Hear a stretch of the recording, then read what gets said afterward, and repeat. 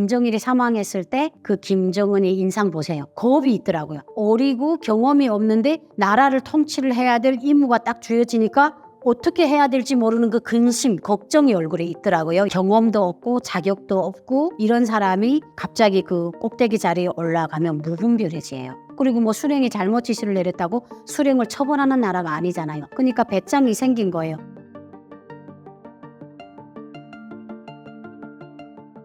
집권 초기와 비교해 김정은의 건강은 얼마나 악화되었나요? 김정은 건강 악화설은 어제 오늘의 일이 아니죠. 근데 저는 북한에 있을 때 김정일이 살아있을 때 김정은이 나왔었어요. 한번 어떤 큰 대회 데리고 나왔는데 이렇게 말하면 어떻게 되나? 너무 귀여웠어요. 그때는 몸도 날씬하고 그때 20대였으니까 그리고 이제 자제분이라고 데리고 나왔는데 그때 속으로 그랬어요. 아, 저 사람이 또 수령이 되겠구나. 성인이니까. 그때는 그냥 아무런 말도 안 하고 그렇게 막 약간 순둥순둥해 보였어요. 아, 순하게 생겼네?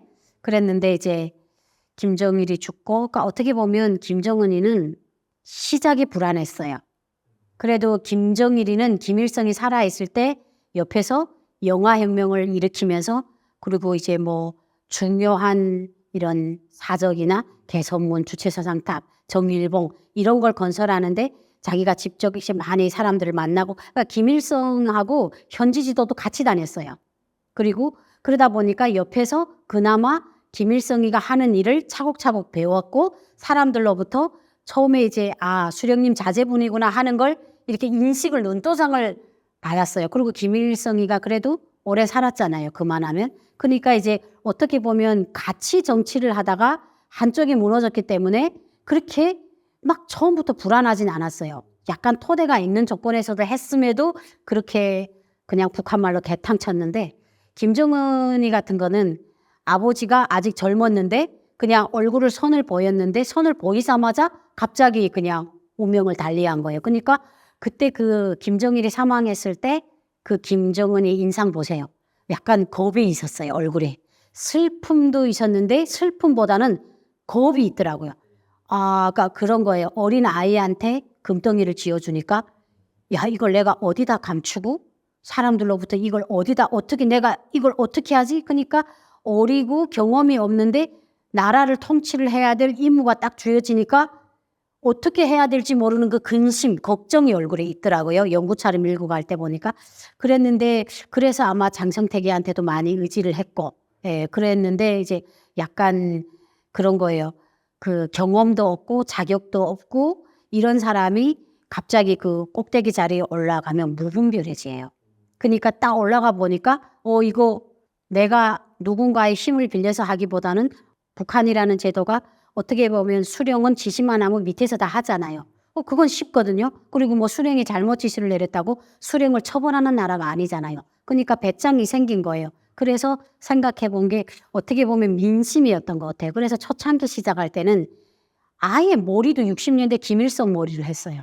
그래서 그냥 딱 이렇게 뭐 뒤를 딱 자르고 그러니까 사람들한테 어떻게 보면 향수를 끌어냈어요. 근데 이제 김정은이가 처음엔 그렇게 뚱뚱하지 않았어요. 근데 이제 김일성이는 키가 183이고 풍채가 있어요. 그러니까 우리가 김일성을 그리워하는 이유가 김일성일 때 이제 그래도 배급이나 월급을 준 데다가 일단은 인상이 그만하면 막하지 않았어요. 항상 웃었어요. 그러니까 우리가 기억하는 김일성이는 농장밭에 가도 항상 웃는 얼굴이었어요. 그러면 사람들이 인상 찌그리는 사람보다는 웃는 사람에 대한 향수가 좋잖아요. 그리고 이제 나이가 먹은 세대들은 김일성 세대를 그리워했어요. 그러니까 이제 내가 이 사람들한테 민심을 얻으려면 어떻게 보면 그 향수병을 자극해야 되겠다. 그래서 여러 가지로 옷차림, 몸 이런 것도 키우기 시작을 했고 그러면서 이제 갑자기 몸을 키워가서 이렇게 다리에 무리가 와서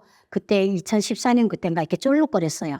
그래서 이제 보니까 이제 몸이 갑자기 커지니까 다리에 무리가 와서 이렇게 쫄룩쫄룩거리면서 이렇게 현지 지도를 하고 이랬는데 지금은 초기보다 몸이 막 3, 40배를 늘어났는데 항상 그 북한 주민들은 여기서 중요한 게 뭔지 아세요?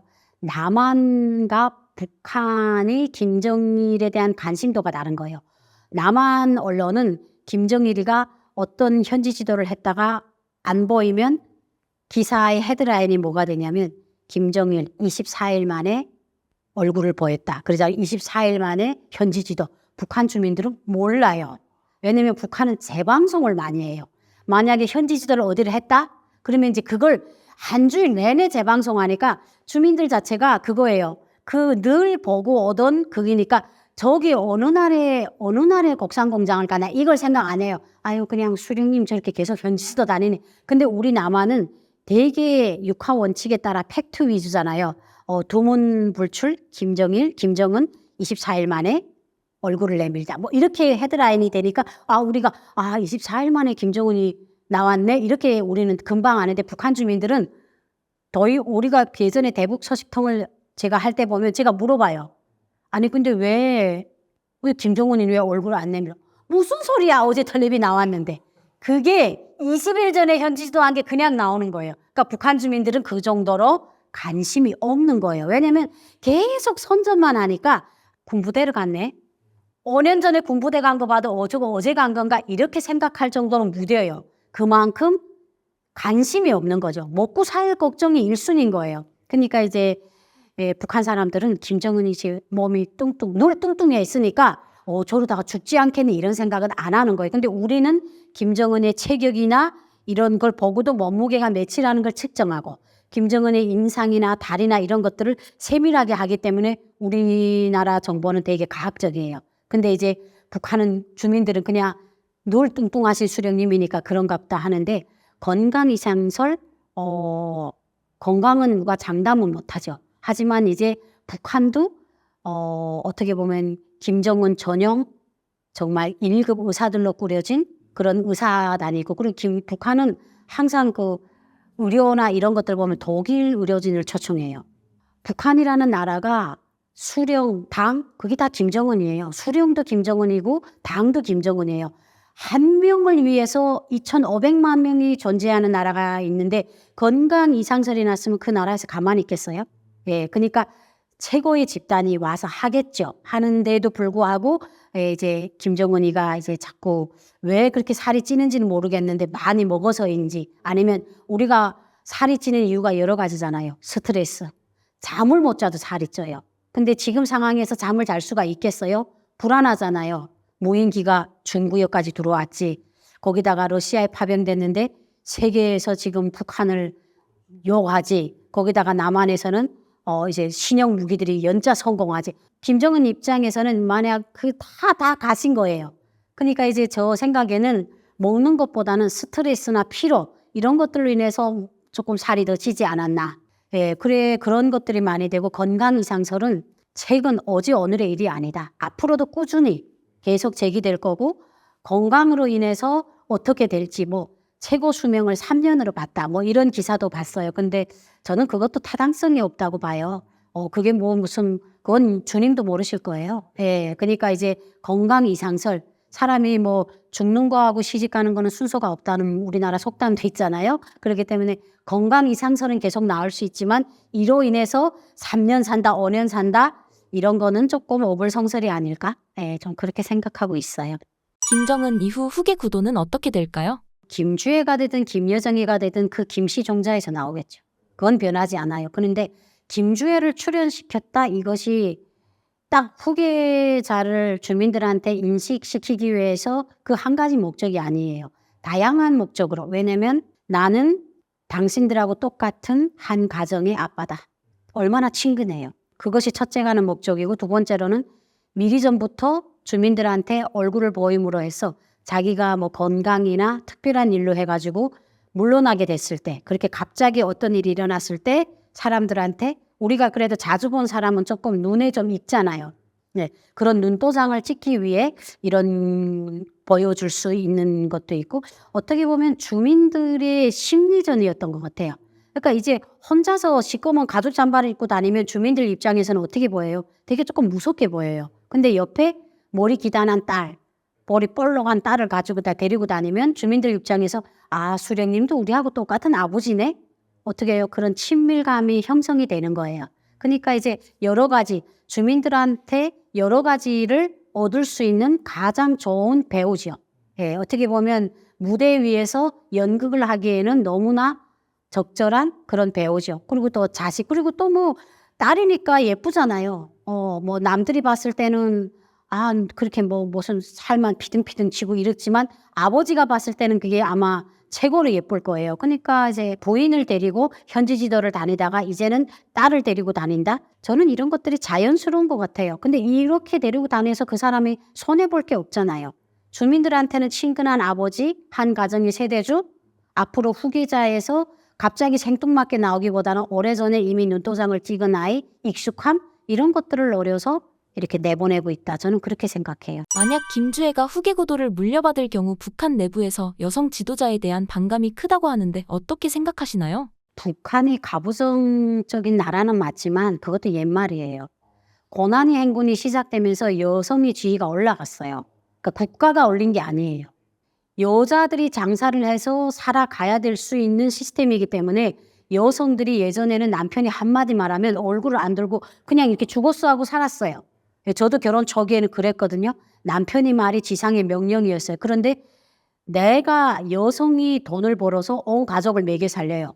그러면 여성의 목소리가 올라가요. 그건 그럴 수밖에 없어요. 버릇이 없어 그렇게 된 게 아니에요. 그러면 사회적으로 북한도 지금 여성 간부들을 많이 등용시키잖아요. 많이 이제 옛날보다는 많이 등용시켜서 어떻게 보면 보수적인 생각을 가진 남성들인 일부 남성들은 그럴 수 없다. 여성들 입장에서는 이미 오래전부터 30년 전부터 북한의 모든 가정들의 경제권은 여자가 쥐고 있기 때문에 여성의 목소리가 과거에 비해 높아요. 여성의 지위가 자연적으로 올라갔어요. 그래서 여성 수령이 나온다? 그렇게 놀랄 만한 일이 아니에요. 북한도 변해야 된다. 그리고 또 여성들이 북한도 봐요. 여자 축구는 세계 나가 1등 하잖아요. 남자 축구는 맨날 밀려도. 여성이 강해요. 이게 이제 그 남한에 오니까 남남북녀. 그리고 북한 여성들이 남한 여성들도 물론 생활력이 강한 부분도 있겠지만 북한 여성들이 특별하게 강해요. 그게 왜 그런 줄 아세요? 가족을 먹여 살려야 되는 그 책임감을 어깨에 메고 다니던 사람들이 돼서 그래요. 누구의 그늘 밑이 아니잖아요. 그러다 보니까 여성들이 자기가 주체형의 인간이 된 거죠. 그냥 내 운명의 주인이 돼서 개척하고 가정도 먹여 살려요. 그러니까 그런 여성들이 북한의 여성 퍼센트지가 한 60%잖아요. 전체 인구를 봤을 때 많은 여성들이 여자 수령이 나오는 건 좋지 뭐. 그리고 어떤 인식이냐면 북한 이거는 그냥 여성들끼리 주고받는 말인데 북한은 북한이라고 표현 안 해요. 조선은 남자보다 여자 헐등이 똑똑하다. 이렇게 얘기를 해요. 이약하다. 이 축구 선수만 봐라. 나가서 1등 하는데 남자는 맨날 지고 이런 얘기를 한단 말이에요. 그러니까 그만큼 과거의 그런 보수적인 잔재는 어느 정도 남아있지만 옛날 같지는 않다는 거. 그게 고난의 행군이 바꾼 여성의 인식이에요. 여성의 지위. 여성들이 여자들이라고 못할 게 뭐야. 다 굶어 죽는데 가정도 지켰는데 나라를 못 지키겠냐. 이런 얘기를 하는 거예요. 그래서 여성이 그런 거부감을 표하는 사람들도 분명히 있지만 절대 다수의 사람들은 중립적인 입장을 지킬 것 같아요. 그럴 수 있지. 여자라고 해서 왜 말 못하냐? 그리고 또 어떤 남성들은 이러다가도 조선이 모계시적으로 돌아가는 게 아니야. 이런 말도 한대요. 그러면 여성들한테 욕을 먹는데요. 여자가 어째서 이런 얘기를 한다고 하더라고요. 그러니까 크게 분명히 그 안에서는 좀 놀랄 만한 일이긴 하지만 그렇게 자다가 봉창 떨어질 만큼 놀랄 일은 아니라는 거죠. 그만큼 북한에서 여성의 목소리가 높아지고 여성이 대변하는 그런 것들에 남자들이 귀를 기울이기 시작한 지가 한참 됐어요. 그래서 크게 센세이션은 아닌 것 같아요. 그러니까 북한은 남성들이 장사를 하는 구조가 아니에요. 남성들은 직장을 안 다니면 당위원회에서 난리예요. 그러다 보니까 시장에 보게 되면 1000명이 앉았다면 990명이 여자죠. 남자들은 기껏해 철물 장사도 젊은 사람들은 다 직장 가야 돼요. 직장 안 다니면 처벌을 해요. 나이 많은 어르신들이 앉아서 못 팔고 망치 팔고 이래요. 절대적으로 다 여성들이에요. 그러다 보니까 제가 90년도 후반에 결혼을 했는데 저희만 해도 약간 가부장적이어서 남성이 이제 아이를 본다거나 남성이 집에서 빨래를 한다거나 있을 수 없는 일이에요. 그렇지만 고난의 행군이 시작되면서 남성들이 변했어요. 왜? 노동당은 우리 가정을 먹여 살리질 않는데 아내가 먹여 살리는 거예요. 그럼 어떡하겠어요? 불쌍하고 도와줘야 되겠다. 그래서 저희 남편 같은 경우에도 제가 집에서 빨래를 비누칠하면 문을 걸어요. 왜냐면 아이를 업고 있는데 다른 사람이 와서 봤을 때 안 좋은 모습으로 보여질까 봐 문을 걸고 아이를 업어주고 그래요. 그러니까 그때 90년도 후반부터 북한 남성들이 많이 변하고 이제는 북한 남성들이 집에서 밥을 많이 해요. 그러니까 이제 옛날에 가부장적인 잔재가 있는 사람도 있죠. 그 한국 똑같잖아요. 같은 30대지만 꼰대가 있고 MZ가 있는 것처럼 북한도 같아요. 그러면서 이제 북한 남성들도 여성들한테 그런 게 있어요. 잘못 보이면 북한 여성들이 이거는 조금 장려할 일은 아닌데 예전에는 그냥 시집을 가도 시집 문턱을 빼고 죽어라 이랬어요. 저희 아버지도 제가 시집 갈 때 시집살이 해도 불만이 있어도 그 집 문턱을 넘지 말라고 했어요. 그렇게 저한테 강요를 해서 시집을 보냈어요. 근데 지금 여성들은 안 그래요. 내가 경제권을 쥐고 있는데 이렇게 집일도 안 도와줘가 이러면 우리 이혼해 이렇게 되는 거예요. 그래서 북한에는 현재 이혼은 국가가 장려하지 않아요. 특별한 경우를 제외하고 별거 가족들이 엄청 많아요. 예, 그러니까 법적으로는 이혼을 안 했어. 근데 딸로 살아요. 그러면 남성들이 어떻게 하겠어요? 장사를 하겠어요? 뭐 하겠어요? 그러니까 야 남성들이 내가 잘 맞춰 살아야 되겠다. 그러지 않으면 내가 굶어 죽겠구나. 이렇게 생각을 하는 게 많고 결혼 같은 것도 우리 세대는요. 자유연애 손가락질 받았어요. 생활이 건전치 못하나? 그런데 지금은요. 혼전 동거가 가능한 게 북한이에요. 그러니까 지금은 그런데요. 그러니까 절대 다수는 아니지만 대부분의 사람들이 아이를 낳고도 갈라지는 판에 사람이 어떤지 살아보고 결혼하는 것도 나쁘진 않다.